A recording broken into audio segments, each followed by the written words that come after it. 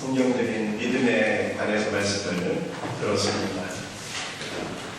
원수 마귀는 예수께서 지극히 높으신 하나님의 아들이신 것도 알고 주님이 구원의 길인 것도 알지만 당신과 내가 무슨 상관이요 고백을 했습니다. 만약 우리가 예수께서 하나님의 아들인 것도 믿고 그분이 구원의 길인 것도 믿지만 예수님과 나는 아무런 상관이 없습니다, 이렇게 생각하는 사람이 혹시 있다면 그것은 귀신적인 믿음이 아닐 수가 없어요. 성경적인 믿음은 예수님을 주님으로 믿는 거예요. 주님은 구약 성경으로 하게 되면 여호와 하나님, 예수님을 목수의 아들이 아니라 어떤 위대한 성인이 아니라 예수님을 여호와 하나님으로 믿으며, 이것이 성경적인 믿음이에요. 또한 예수께서 죽으신 것은 다른 사람은 모르겠는데 내가 예수 그리스도 앞에 죽을 수밖에 없는 죄인이며 예수님은 나의 죄를 용서해 주시기 위해서 죽으신 것을 내가 믿고 예수님께서 부활하신 것은 나에게 영원한 생명과 나에게 의로움을 주시기 위해서 부활하신 것을 믿을 때 이것이 성경적인 참된 믿음입니다. 또한 성경적인 믿음은 내 힘으로 순종하는 것이 아니에요. 이것은 율법주의이고 나는 순종할 수 없는 연약한 자일지라도 내 안에 계신 예수님께서 나에게 무한한 은혜를 부어주셔서 주님의 은혜와 능력으로 내가 말씀 안에 순종한다고 하는 이것을 믿는 것이 성경적인 믿음이다 라고 하는 것을 설명드렸어요. 이번 주에는 예수님의 사역과 마귀의 사역이라고 하는 제목으로 함께 주님의 말씀을 나눠보자 합니다. 두 가지로 말씀을 드리겠는데요.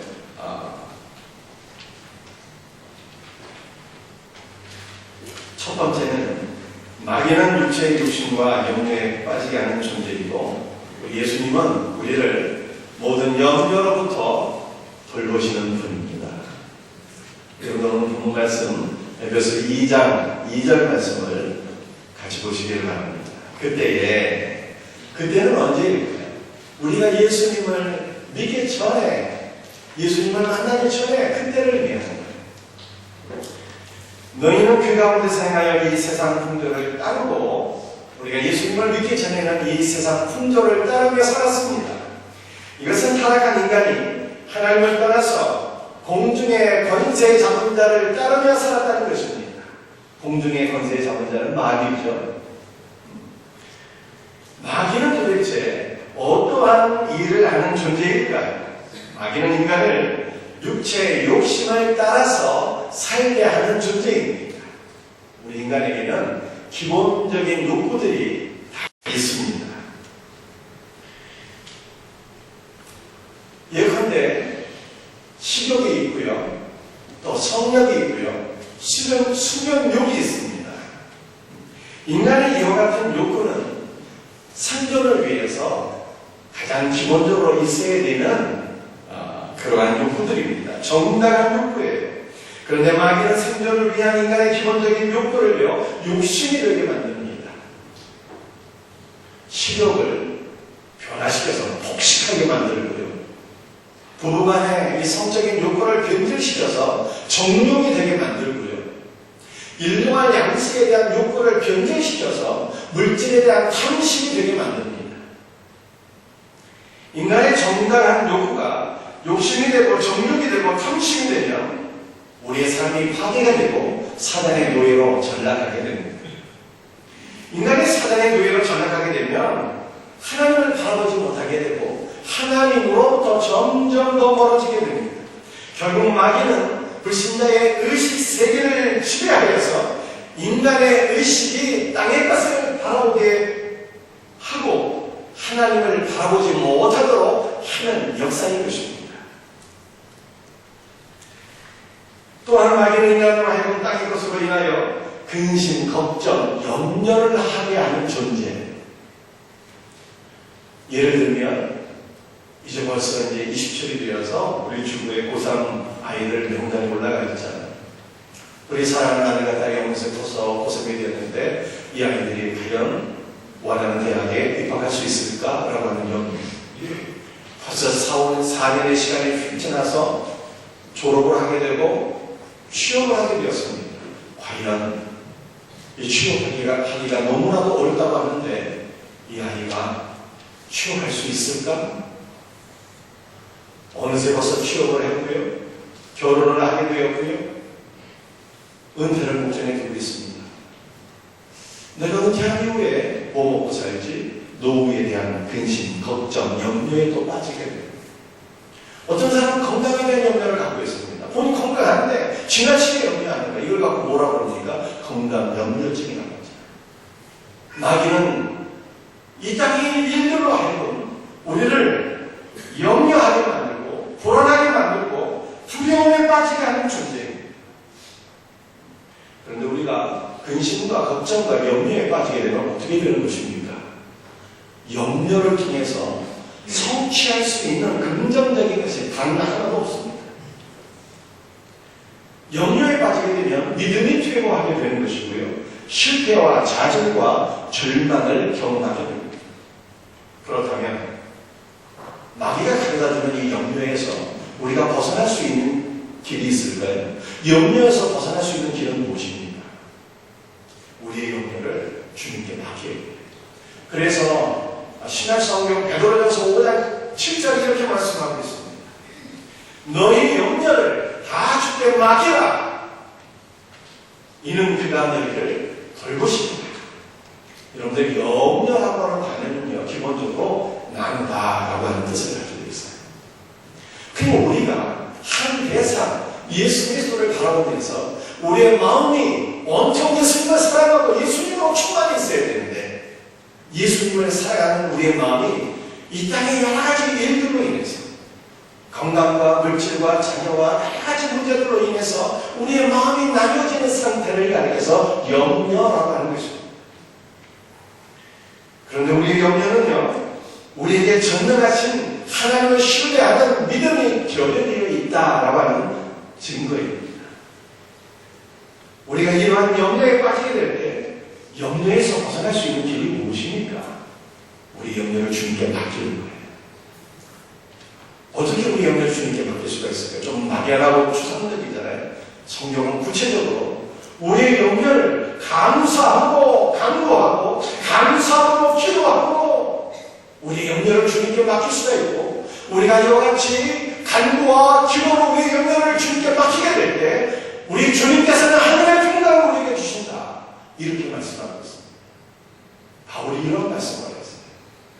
오늘 성경 말씀 빌립보서 4장 6절과 7절 말씀 우리 한번 같이 읽어보도록 합니다. 함께 읽겠습니다. 시작. 아무것도 염려하지 말고 다만 모든 일에 기도와 간구로 너희 구할 것을 감사함으로 하여라. 그리하면 모든 지각에 뛰어난 하나님의 평강이 그리스도 예수 안에서 너희 마음과 생각을 지키시리라.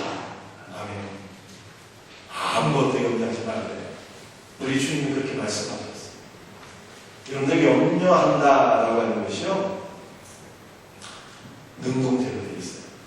그래서 이것은 큰 근심, 걱정, 보따리를 잔뜩 짊어지고 있는 거예요. 깊은 염려 속에 그냥 푹 빠져서 좌절하고 절망하는 상태를 가리킵니다. 근데 이것이 또 현재형으로 기록되어 있는 날마다 근심 걱정하고 그냥 슬픔과 좌절 속에 빠져있는 상태를 가리키는 것입니다. 여러분들 이런 염려하지 말라고 주님 말씀하시는 거예요. 근데 우리가 이와 같은 염려에 혹시라도 빠져있다면 벗어날 수 있는 길이 무엇일까요? 우리 주님은 감사함으로 간구하고 기도하라 이렇게 말씀하셨어요. 왜 감사함으로 기도해야 되는 것입니까? 우리 주님 우리를 사랑하시거든요.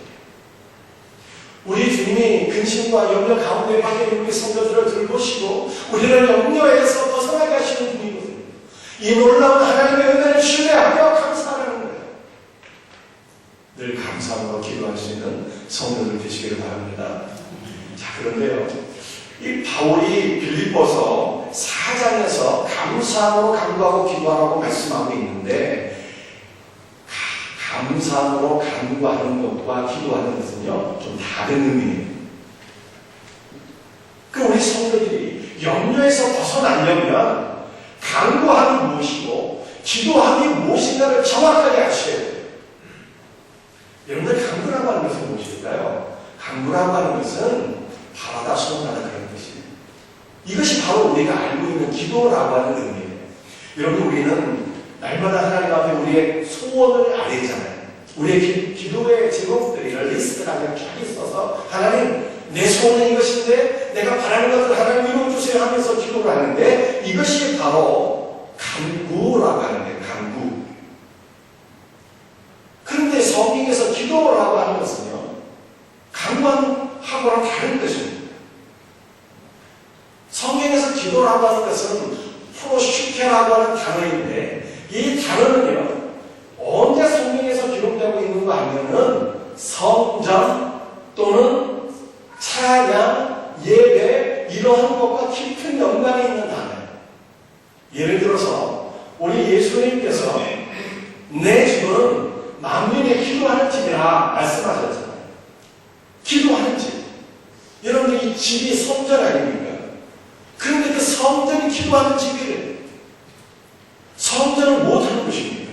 성전은 하나님 앞에 제사, 즉 예배를 드리는 곳이거든요. 그래서 내 집은 예배하는 집이라는 거예요. 그 기도가 예배라고 하는 의미와 깊은 영광 속에서 기록된 거예요. 또 사도행전 3장 말씀을 보게 되면 제9시 기도 시간에 베드로와 요한이 성전에 올라가며 이렇게 말씀하고 있어요. 기도라고 하는 단어가 성전이라고 하는 단어와 같이 쓰여졌어요. 그 기도는 성전, 즉 예배와 깊은 관계 속에서 쓰여진 것입니다. 또 사도행전 16장 25절 말씀을 보게 되면 한밤중에 바울과 실라가 기도하며 하나님을 찬미했다 이렇게 말씀하고 있어요. 기도라고 하는 단어가 찬미, 찬양 여러 가지 단어와 같이 사용되어 있어요. 그래서 여러분들이 알고 있는 기도는요 간구이고 성령이 말씀하고 있는 기도는 좀 다른 의미라고 하는 거예요. 하나님을 예배하는 것이고요. 기도는 하나님을 찬양하는 거예요. 사랑하는 성도들이 예배라는 것이 무슨 의미입니까? 예배라는 거예요. 구약 성경 출애굽기 20장 24절 말씀을 보면 이렇게 말씀하고 있습니다. 내가 내 이름을 기념하는 곳에서 내게 임하여 복을 주리라. 예배는 주목해 보세요. 예배는 하나님을 기념하는 거예요. 예배는 하나님을 기념하는 거예요. 기념한다는 것이 무슨 뜻일까요? 우리 구주 예수 그리스도께서 우리를 위해서 얼마나 복된 일을 하셨는지 주 예수의 행하신 모든 일들을 기억하는 거예요. 그분이 나를 위해서 죽으시고 나를 위해서 구원하시고 나를 위해서 지금도 보좌편에서 기도하고 계신 우리 주님은 우리를 얼마나 사랑하셨는지를 기억하는 거예요. 그러면 우리 마음속에 어떻게 됩니까? 감사가 넘치게 되고요. 하나님을 찬양하게 되잖아요. 이것이 바로 기념한다라고 하는 의미예요. 그 예배는 하나님을 기념하는 거예요. 그런데 예배는 또 뭘까요? 출애굽기 20장 24절에 이렇게 말씀하고 있어요. 내 이름을 기념하는 곳에서 내게 임하여. 예배는 하나님을 기념하는 것이고요. 예배는 하나님을 만나는 것입니다. 내 이름을 기념하는 곳에서 내가 너에게 임하여 너를 만나리라. 이렇게 말씀합니다. 예배는 살아계신 주님 또 예배는요 주님께 복을 받는 것입니다. 예배는 복 받는 시간. 내 이름을 기념하는 곳에서 내게 임하여 복을 주리라. 여러분 복이 뭘까요? 우리 구주 예수 그리스도께서 우리의 구원이요 우리의 생명이요 우리의 상급이요 우리의 복인 것을 믿으시길 바랍니다.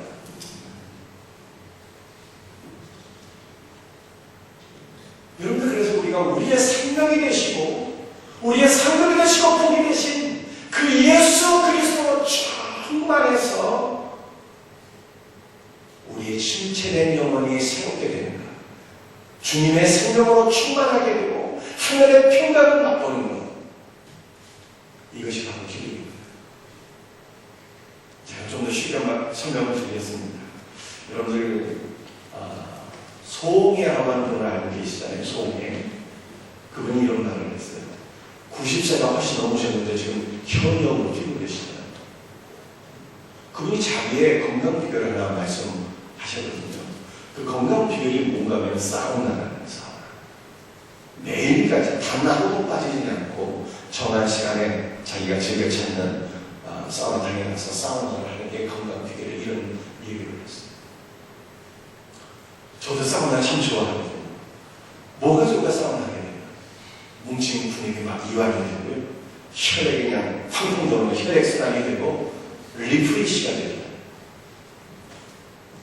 그런데 하나님을 기도, 즉 하나님을 예배하게 될 때 이런 역사가 일어납니다. 하나님을 기도한다는, 하나님을 예배하는 것이 무엇입니까? 그분의 위대하심을 기억하고 찬양하는 거예요. 그리고 그분의 임재를 경험하는 것입니다. 그분의 무한하신 은혜 가운데 내가 빠지는 거예요. 하나님의 품 안에, 하나님의 거룩하신 임재 안에, 그분의 은혜 안에 우리가 담기게 되는 거예요. 사우나를 해도 우리 육신이 물 안에 들어가도 좋은데 우리가 하나님을 예배하고 찬양하고 그분의 임재를 경험하고 그분의 임재 안에 잠기게 되면 얼마나 좋겠네요. 우리의 진실의 영혼이 소생하게 되고 주님의 생명으로 충만하게 되고 그 순간 우리는 하늘의 평강을 누리게 되는 거예요. 이것이 바로 기도라는 거예요. 그러므로 우리 성도들이 하나님 앞에 늘 내 소원만 강구하는 강구를 들지 마시고 우리가 모두 해야 된다고요. 기도를 해야 돼요. 기도를 해야 돼요. 하나님의 위대하심을 기억하고 그분을 만나고 그분의 은혜 가운데 못 참는 이 위대한 역사를 우리는 사도행전 16장에서 바울을 통해서 경험하게 됩니다. 바울이요, 빌립보에서 복음을 전하다가 감옥 안에 갇히게 되었습니다. 감옥 안의 상황은 참으로 비참했습니다. 쇠사슬에 눕히게 되었고요, 죽도록 얻어터지게 되었고요, 하나님을 찾아갈 수 없는 상황이었습니다. 인간적으로 보면 죽음을 목전에 둔 큰 근심과 걱정과 염려에 짓눌릴 수밖에 없는 상황이었어요. 그런데 그때 바울은 어떻게 했습니까? 주 예수의 위대하신 은혜를 기억하고 하나님을 찬미하고 하나님을 찬미하게 될 때 성령의 임재를 경험하게 되었어요. 지진이 일어나서 온몸이 다 열리게 되었습니다. 묶인 것이 다 풀리게 되었습니다. 그때 간수는 두려워해서, 너무 두려워해서 자결하려고 했잖아요. 그러나 그때 바울과 시라는 하늘의 평강을 맛보는 순간이었고요, 하늘의 큰 평강 가운데 주 예수의 복음을 증거하게 됩니다. 주 예수를 믿어라, 그래서 너와 내 집이 구원을 받는다. 복음을 증거하니 그 감옥이 하늘의 평강이 임하는, 하늘의 생명이 임하는 하나님의 나라로 변화가 된 것을 믿으시길 바랍니다. 여러분들, 우리가 감사함으로 강구하게 되고요, 감사함으로 주님을 찬양하게 되고 성령의 임재를 경험하게 되면 모든 상황을 뛰어넘는 하늘의 평강을 맛보게 됩니다. 여러분들이 날 이와 같이 어떠한 상황에 내가 빠져 있을지 나를 사랑하시고 언제나 내 편이 되어주시고 모든 근심과 염려 가운데서 나를 돌보시는 그분을 신뢰하면서 주의 거룩하심을 찬양하며 그분의 임재 가운데 영육간의 모든 것들, 여러분의 영적인 생명이 회복되어지는 이 위대한 역사를 경험할 수 있기를 주의 이름으로 축복합니다. 그래서 바울은 이 베드로는 이렇게 얘기합니다. 너희 염려를 주께 맡기라. 이는 그가 너희를 돌보시니라. 우리 주님은 우리가 기도와 간구로 우리 염려를 주님께 맡길 때 우리의 염려를 돌보시는 분이에요. 이스라엘 백성들이 출애굽하게 되었습니다. 얼마나 염려가 많았을까요? 남자 장정만 20세 이상 60만 명이었어요. 그 광야에서 먹을 것이 없었습니다. 도대체 뭘 먹지? 무엇을 마실까? 무엇을 입을까? 이 문제로 근심 걱정을 하게 되었습니다. 그러나 하나님은요, 광야 40년 동안 이스라엘 백성들을 돌보셨습니다. 먹이셨고요, 마시게 하셨고요, 입히셨고요, 풍성한 생명으로 그들을 키우셨습니다. 이와 같은 하나님의 은혜가 친구 우리에게 임하는 거예요. 우리를 돌보시는 하나님을 신뢰하시고 늘 감사함으로 기도하고 감감으로 하나님의 놀라운 은혜를 경험하고 염려에서 벗어나서 하늘의 평강을 맛볼 수 있는 성도들이 되시기를 주 이름으로 축복합니다. 두 번째, 마귀는 영혼의 눈을 멀게 하는 존재예요. 예수님은 은혜의 빛을 비춰주시는 분입니다. 고린도 후서 4장 4절 말씀 같이 읽도록 합니다. 시작. 그 중에 이 세상의 신이 빛이 아니하는 자들의 마음을 혼미하게 하여 그리스도의 영광의 복음의 광채가 비추지 못하게 하니 그리스도는 하나님의 형상이니라. 이 세상 신은 누구를 가리키는 것입니까? 원수 마귀를 가리키는 것이고요. 마귀는 빛이 아니하는 자들의 마음을 혼미하게 하는 존재예요. 혼미하게 한다는 것은 마귀가 불신자들의 영혼의 눈을 멀게 한다라고 하는 것입니다. 마귀는 인간의 영적인 눈을 멀게 해서 그리스도 예수의 복음의 광채를 보지 못하게 하고 이 복음을 깨닫지 못하게 하고 예수 그리스도를 믿는 것을 방해하는 존재, 그것이 바로 마귀의 역사예요. 예수님의 역사는 무엇입니까? 복음의 광채를 비춰주셔서 우리의 눈을 열어주시고 주님의 은혜의 빛 안으로, 주님의 생명 안으로, 하나님의 나라 안으로 우리를 이끌어주시는 분, 그분이 바로 예수님입니다.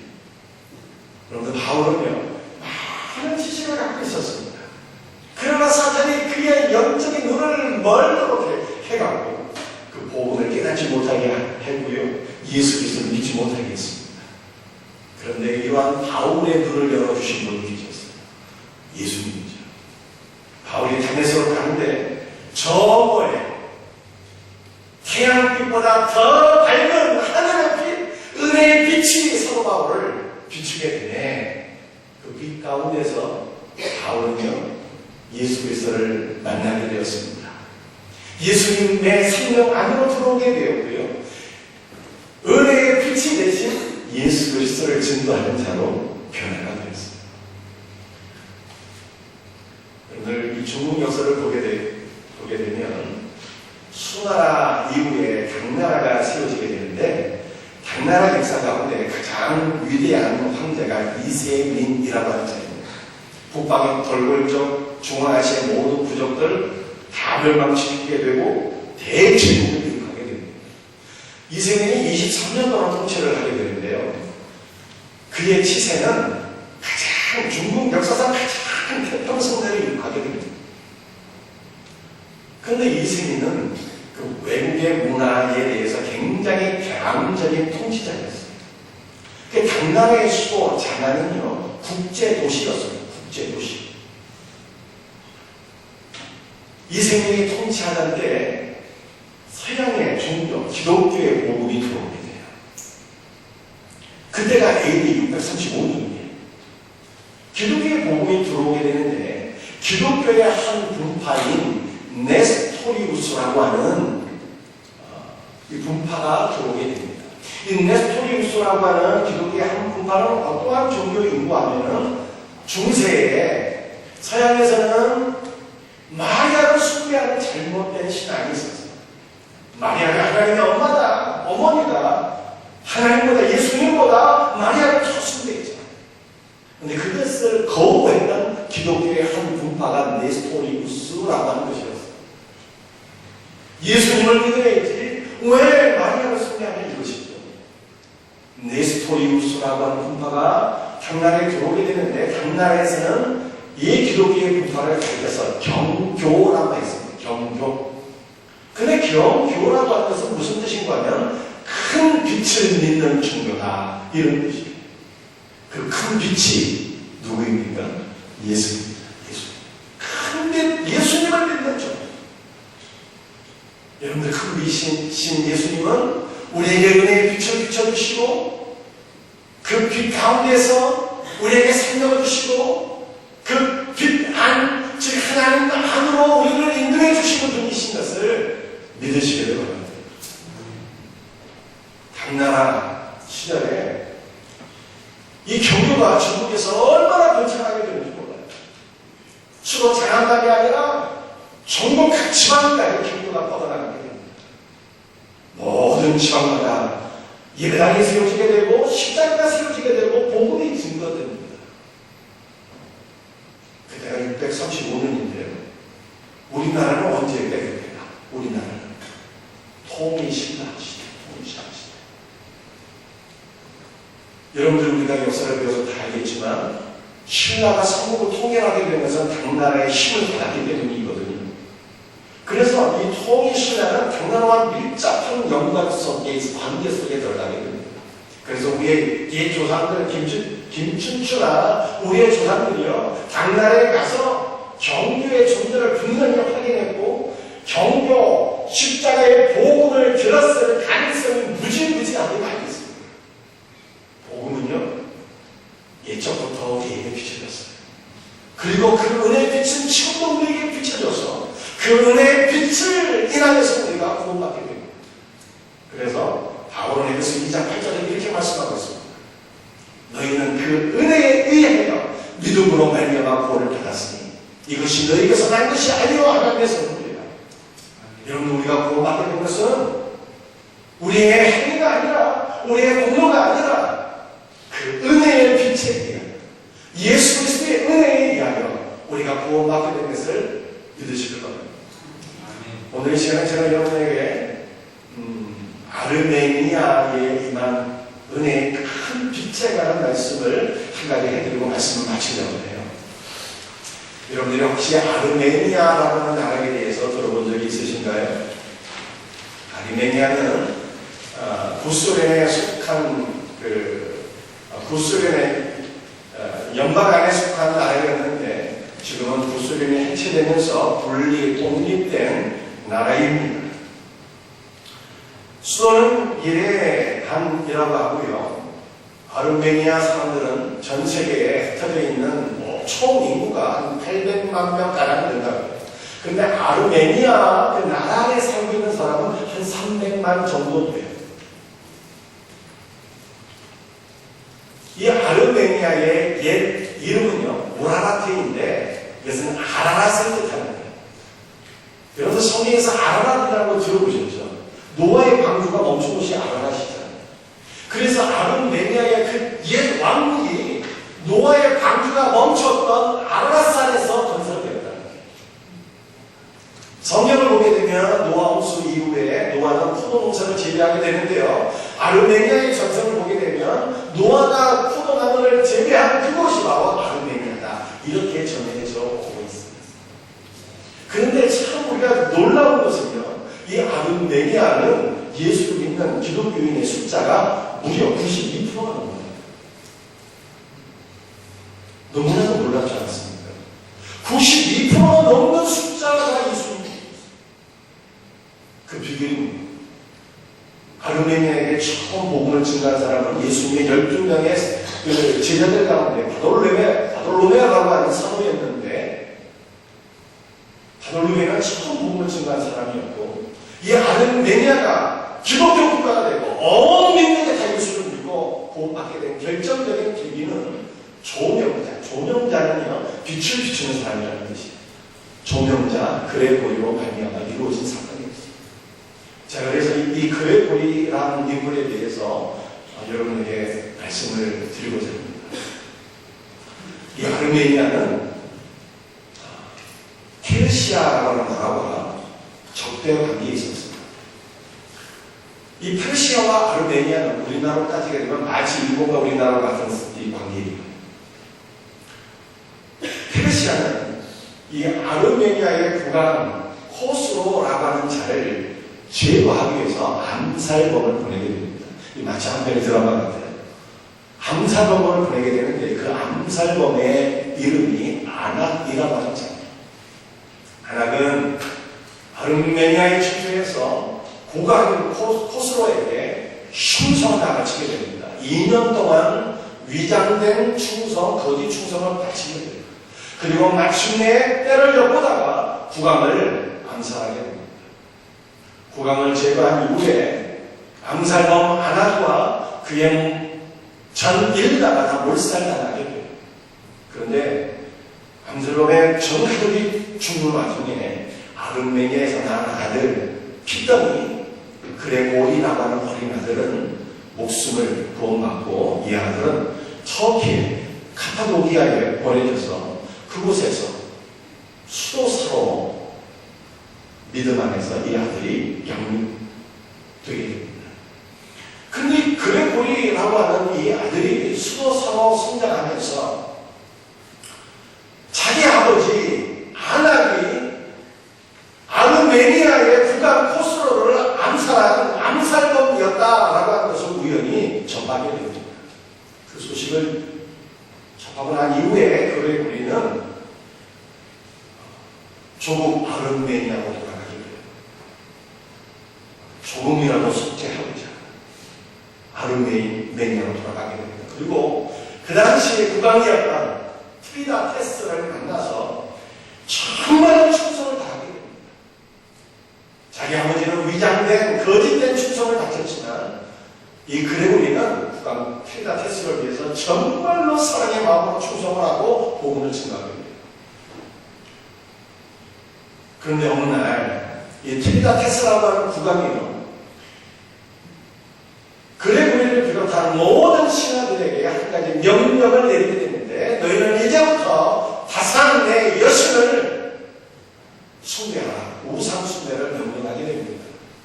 그레고리는 이제까지 왕의 명령은 무조건 충성의 마음으로 다 순종했지만 이것만큼은 받아들일 수가 없는 거예요. 왕의 명령을 불순종한 결과 그레고리는요 감옥 안에 갇히게 됩니다. 그런데 설상가상으로 이 감옥 안에서 그레고리의 부친 아낙의 죄가 발각이 됩니다. 그레고리의 아버지가 아낙이었고 트리다테스 아버지 코스로 국왕을 암살한 모든 죄상이 다 드러나게 됩니다. 그래서 이 그레고리가 감옥 안에서 말로 표현할 수 없는 고문을 다 당합니다. 얼굴 뺏어서 터지고 거꾸로 매달게 되고 그리고 마침내는요 이 그레고리는 지하 불 속에 땅굴 속에 던져지게 되는데 그곳은 쥐와 뱀과 독충이 으글거리는 그런 곳이었어요. 먹을 것이 전혀 없는 죽음의 길이었어요. 그곳이 바로 코르비나이라고 하는 곳이었는데 그런데 그 코르비나 인근에 예수를 믿는 한 여성이 있었어요. 그 여성이 꿈에 천사로부터 계시를 받게 됩니다. 너는 이제부터 매일 빵 한 조각씩 코르비나의 그 구덩이 안으로 던져라. 이 여성의 이 천사의 계시를 받고 나서 이 명령을 무려 13년 동안 순종하게 됩니다. 13년이 흐르게 되는데 어느 날 로마로부터 기독교 박해를 인하여 일단의 무리가 예수를 믿는 일단의 성도들이 아르메니아로 피신 오게 됩니다. 그런데 그 가운데는요 무지무지하게 예쁜 여성이 한 명 있었는데 그 미모의 여성의 이름이 립심이라고 하는 여성이었어요. 근데 트리다테스가 이 여성을 립심을 바라보고 한눈에 빠지게 됩니다. 사랑에 빠지게 되고요. 구애하게 되고요. 청혼을 하게 됩니다. 근데 이 립심은 왕의 청혼을 이런 지하에 거절합니다. 왕이시여, 나는 예수를 믿는 신자인데 내 인생을 나는 주 예수께 드렸습니다. 나는 나의 신랑 되신 예수 그리스도께 독심해서 원했기 때문에 왕의 청원을 받아들일 수 없습니다. 이렇게 얘기를 하게 됩니다. 왕은 분노하게 되고요. 그 립신과 로마에서 피신 나온 모든 성도들을 다 죽이게 됩니다. 테스가 많은 사람들을 죽이고 난 이후에 정신병에 걸려요.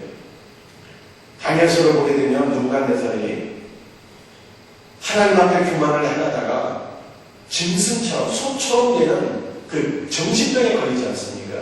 그 느부갓네살과 똑같은 정신병에 걸려요. 그래서 국왕의 직분을 더 이상 수행하지 못하게 되고 그 국왕의 왕직을 누이 동생이 맡아서 왕권을 행사하게 되는, 섭정하게 되는 것이죠. 그런데 이 누이 동생은 오빠를 끔찍하게 사랑하는 그런 동생이었어요. 근데 이 동생이 어느 날 이런 소식을 듣게 돼요. 크리스찬의 기도는 능력이 있어서 병든 사람을 치료해준다. 이 섭정한 누이 동생의 신하들을 불러봅니다. 성도의 기도가 병든 자를 치료하는 능력이 있다고 하는데 누구의 기도가 가장 강력한 기도이냐? 누가 트리다테스를 위해서 기도하면 좋겠는가? 묻게 됩니다. 한 신하가 답변하게 돼요. 국왕 트리다테스가 그레고리를 13년 전에 지하 불속에 집어던졌는데 만약에 트리다테스가 지금까지 살아있다면 그가 왕을 위해서 기도할 때 왕의 정신병이 치료받을 수 있을 것입니다. 이렇게 하더라고요. 당장 가서 트리다테스가 살아있는지 확인합니다. 가고 왔더니 놀랍게도 그 죽음의 불 속에서 트리다테스는 매일같이 던져지는 빵을 한 조각씩 얻어먹고 13년 동안 살아있었어요. 그런데 지하 물 속에서 햇빛을 보지 못하는 가운데 눈은 신령한 상태였습니다. 그가 왕에게로 끌려가게 되고요. 왕을 위해서 기도하게 됩니다. 자기를 고문하고 13년 동안 죽음의 그 불 속에 가둔 그 왕을 위해서 사랑의 마음으로 용서의 마음 주님의 은혜로 기도해 드려요. 치료받았을까요? 왕의 정신병이 짐승처럼 행동하는 그 정신병이 깨끗하게 치료를 받게 됩니다.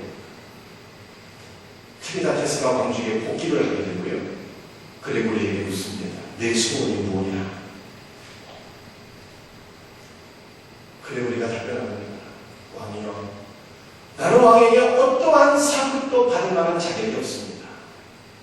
저에게 단 한 가지 소원이 있다면 내 부친 아낙이 국왕 코스로를 암살했던 이 극악한 죄악을 용서해 주시기를 바랍니다. 간청합니다. 트리다테스는 이 그레고리의 인품과 그가 전가하는 말씀에 큰 은혜를 받게 되고요. 마침내 국왕이 그 암살자의 아들 그레고리에게 세례를 받게 됩니다. 그 세례를 받는 그 순간은 정말 놀라운 시간이었어요. 그레고리가 트리다테스 자신을 13년 동안 가두었던 그 국왕을 용서해주는 시간이었고요. 트리다테스는 자기 아버지를 죽였던 암살범의 아들을 주님의 사랑으로 용서하는 순간이었고요. 트리다테스가 세례를 받을 때 마치 예수님께서 세례를 받으실 때 성령께서 그들의 형상으로 예수님의 강림하시고 아버지의 음성이 들리셨어요. 보라, 이는 내 사랑하는 아들이요 내 기뻐하는 자라고. 마치 그 주님의 세례를 받으신 순간에 임하셨던 그 성령의 강림과 은혜의 빛이 충만한 그 놀라운 역사가 트리다테스 국왕에게 세례 시간이 임한 거예요. 은혜의 빛을 그가 받게 됩니다. 예수님을 영접하게 되고요. 국왕이 예수를 믿고 크리스찬이 되었을 때 전국민, 아르메니아의 전국민이 예수를 믿게 됩니다. 그때가 AD 301년이에요. 그러나 아르메니아 민족은요, 근대에 이르러서 너무나도 엄청난 고난에 직면하게 됩니다. 1914년 제1차 세계대전에서 구소련의 앞잡이가 되었다라고 하는 이유로 아르메니아 민족이요, 터키에서 150만 명이 학살당한 얘기입니다. 놀라운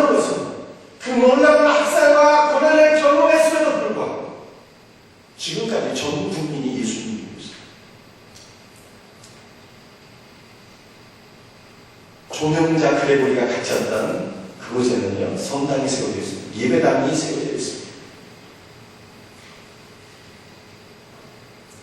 코르비나의 성당, 예배당. 그것은 아르메니아 민족의 성지가 되었어요. 성지가. 그것을 전 국민이 다 방문하면서 그것을 기도하고 있습니다. 뭐라고 기도합니까? 아르메니아 민족에게 은혜의 빛을 비춰줬던 조명자 그레고리를 기억하면서, 주님, 우리 민족이 어떠한 일이 있어도 이 은혜의 빛 가운데 떠나지 않게 하옵소서. 주님의 은혜의 빛이 우리 가정과 우리 민족에 더욱더 충만하게 하옵소서. 이 기도로 지금도 기도합니다. 여러분들, 우리나라에도 은혜의 빛이 예수 그리스도의 십자가의 복음이, 계시록의 복음이 증거되었습니다. 그때가 1884년, 지금으로부터 135년 전에 우리에게도 은혜의 복음이 증거가 되었습니다. 우리 민족과 아르메니아 민족을 비교해 보게 되면 은혜의 빛, 복음의 빛을 받았다는 것을 동일합니다. 다른 점이 있어요. 아르메니아는 은혜의 빛을 받은 이후에 극심한 고난을 통과하게 됩니다. 그리고 그들은 놀랍게도 지금까지 전 국민의 92% 이상이 예수님을 믿고 있습니다. 우리 민족은 어떻습니까? 복음의 빛, 은혜의 빛을 받으면서 동일합니다. 그러나 우리나라는 극심한 고난에서 벗어나게 되고 물질의 복을 받게 됩니다. 여러분들, 물질의 복은 좋은 것입니까? 좋은 것이에요. 복된 것입니다. 하나님의 뜻대로 바르게 사용한다면 하나님께서 우리에게 주신 물질로 가난한 자들을 먹이고 전 세계를 먹이고 은혜의 빛을, 복음의 빛을 준다는 일에 우리 물질이, 하나님께서 우리에게 맡겨주신 물질이 사용된다면 이것은 복된 일입니다. 그러나 안타깝게도 우리의 조국은 은혜의 빛을 받아들인 이후에 물질의 번영의 복을 받게 되고 그 물질의 번영 가운데 빠져서 은혜의 빛을 점점 잃어버리고 있어요. 예수 그리스도의 은혜를 점점 잃어버리고 세상 가운데 빠지고 있습니다. 그래서 지금은 전 국민 가운데 예수 믿는 신자가 잘 돼야 한 10%가 될까요? 제가 볼 때. 여러분들, 만약에 우리가 물질 때문에 은혜의 빛을 떠나게 되고 물질 때문에 예수 그리스도의 생명을 잃어버리게 된다면 이 물질이 복일까요? 물질은요, 복이 아니라 저주가 되는 거예요.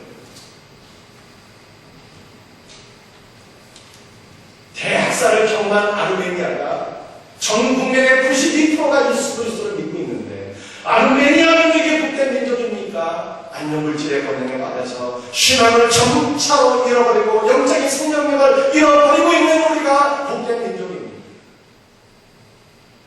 여러분들, 은혜의 빛을 받은 자들은요, 하나님께서 요구하시는 것이 있어요. 그것이 무엇입니까? 어찌하든지 은혜의 빛 나를 거예요. 우리에게 고난이 오든지, 아니면 하나님께서 우리에게 물질적인 번영을 주시든지, 우리가 어떠한 상황 가운데 있든지 은혜의 빛 아래, 예수 그리스도의 은혜와 생명 안에 우리가 거해야 되는 것입니다. 그리고 이 은혜의 빛을 또한 증거하는 삶으로 나가야 됩니다. 아르메니아 사람들이 코르비나의 예배당에서 자신의 가정과 전 민족이 은혜의 빛 아래 있기를 소원하면서 은혜의 빛을 비추고 있는 것처럼 우리 다음 세대에게, 믿지 않는 모든 이들에게 주 예수의 은혜의 빛, 복음의 빛을 비추는 삶으로 나갈 수 있는 은혜가 있기를 주님의 이름으로 축복합니다. 오늘 예수님의 사역 주가 되는 말씀드렸습니다. 우리가 근심과 큰 염려 가운데 빠지게 될 때 우리 주님은 모든 염려로부터 우리를 돌보시는 분입니다. 우리가 감사함으로 간구하고 기도할 때 염려로부터 우리를 벗어나게 하시고 하늘의 평강을 주시는 분입니다.